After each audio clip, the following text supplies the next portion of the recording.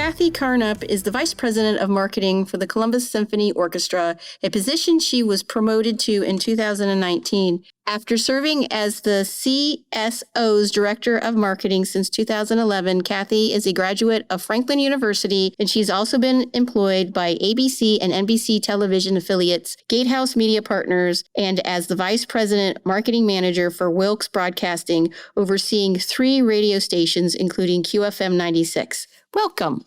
Hi, Kathy Carnup. Thank you so much for your time to be on our podcast. We really appreciate hearing about your story and how you're really engaging the community. And I know that you've come from a varied background, from managing radio stations to your current role. How has one role helped you prepare for the other? I started out in radio sales and, of course, at a tiny little station. And so that was very difficult to sell. But, I think radio and selling radio and TV, you're working with the actual clients on their marketing. And so I think I did do some media buying at an agency as well. And so when the job came up at the Symphony, they needed someone who knew how to buy media and to market them. And I think all those things in my background, and then I also play classical piano. And so it makes it so that it's not kind of like a foreign language to me. And so it really, out of all my experiences in my life with classical piano, and my dad was a musician and his parents were musicians, and my experience in the media and, knowing a lot of people in the media in town, it just was just like the perfect storm for me as far as the job goes. And I've been here for 10 years. You mean in the Columbus market? At the Symphony. Oh, at the Symphony. Yeah. Awesome.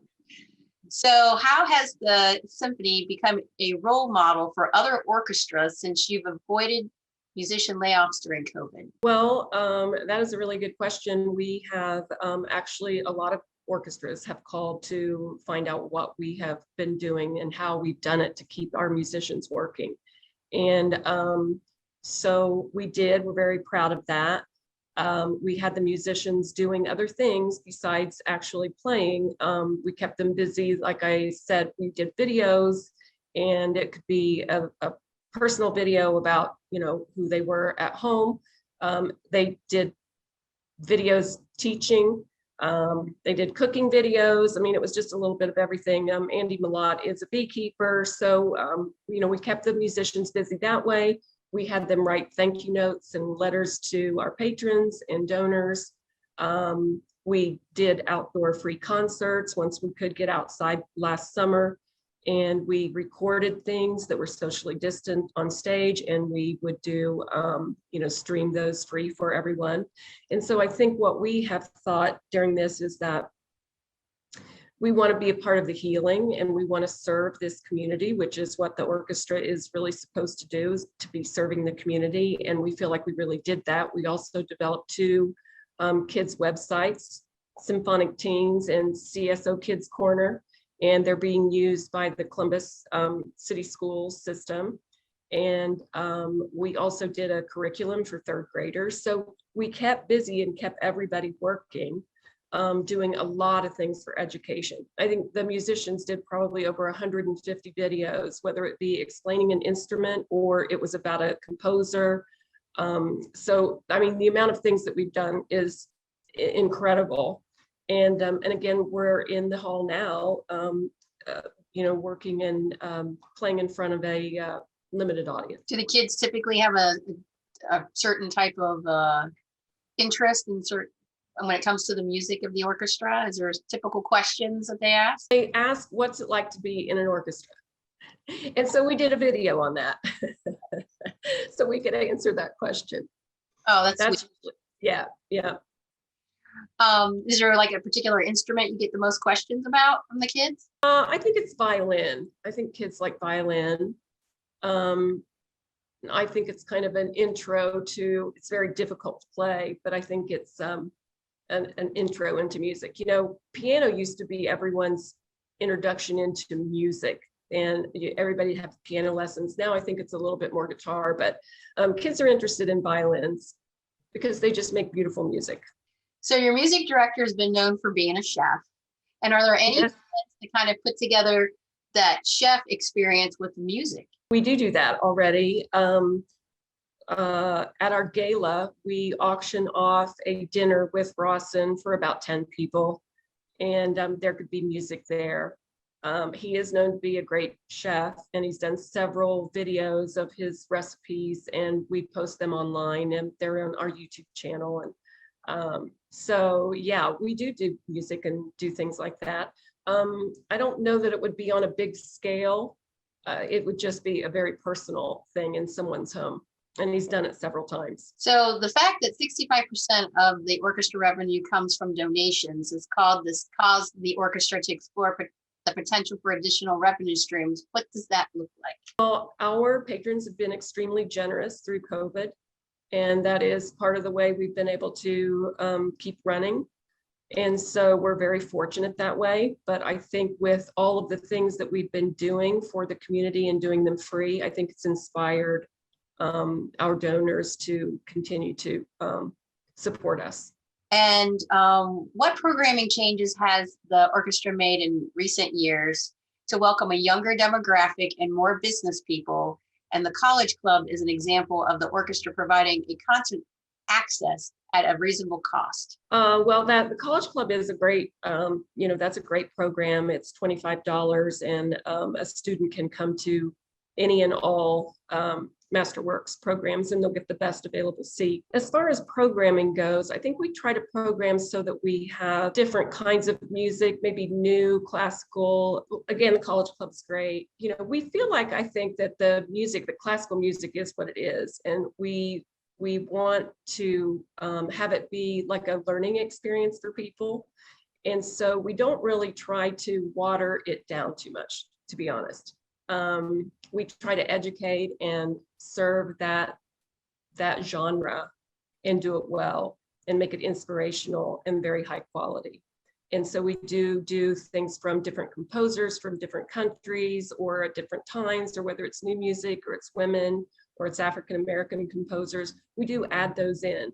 But you're going to see us next year doing all the big names, because we're getting ready to announce our Masterworks season on May 10th for 21-22, and it's full of big pieces like Beethoven 9, The Rite of Spring. But anyway, we'll have really big name things. We're doing an opera, La Boheme, which will be very big.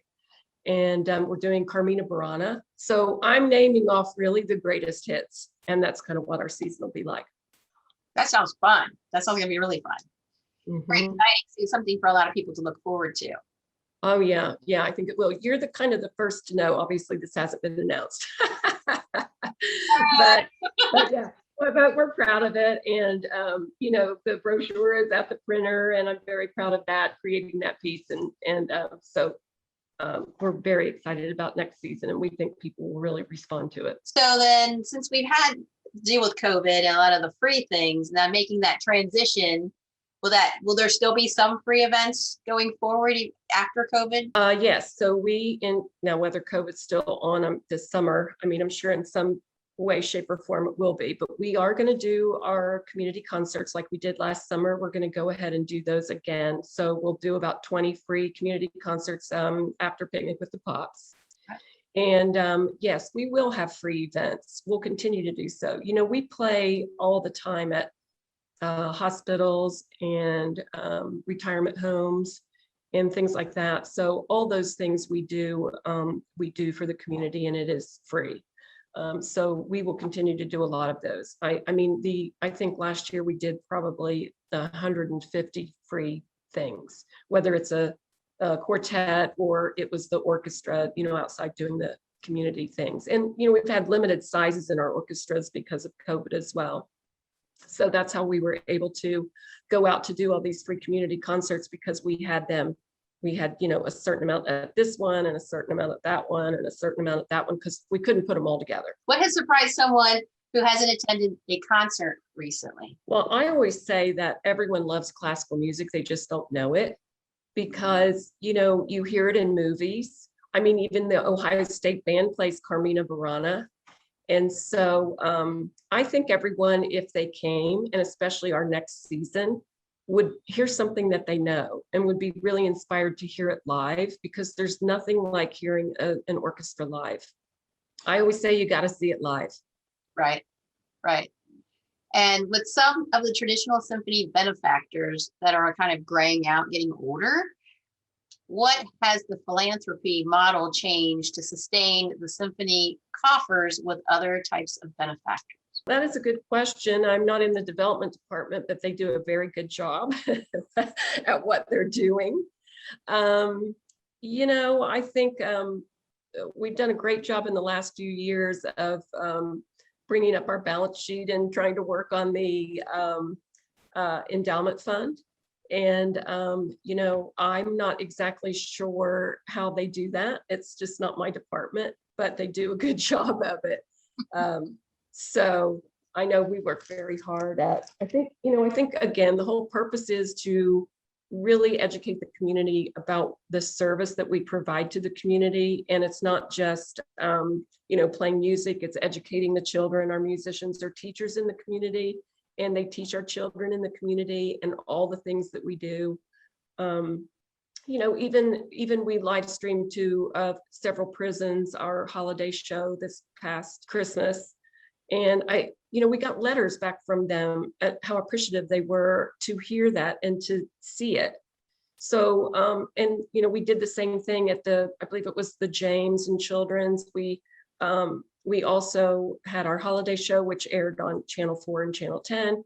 And then it also aired in these hospitals as well for people. So all of these things that we try to do to serve the community and be a part of the healing through this COVID type thing, and just healing in general if someone needs it. It's just really inspirational. Classical music is very inspirational.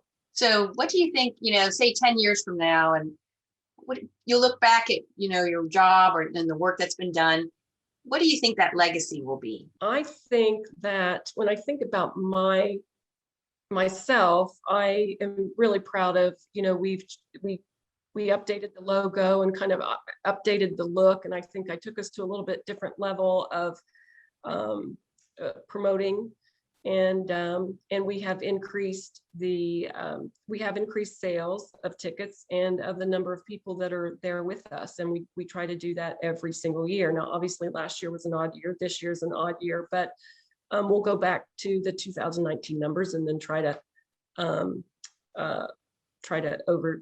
reach those that we did then, even though we think that we might have a slow comeback because of COVID. It might not be, everybody can come.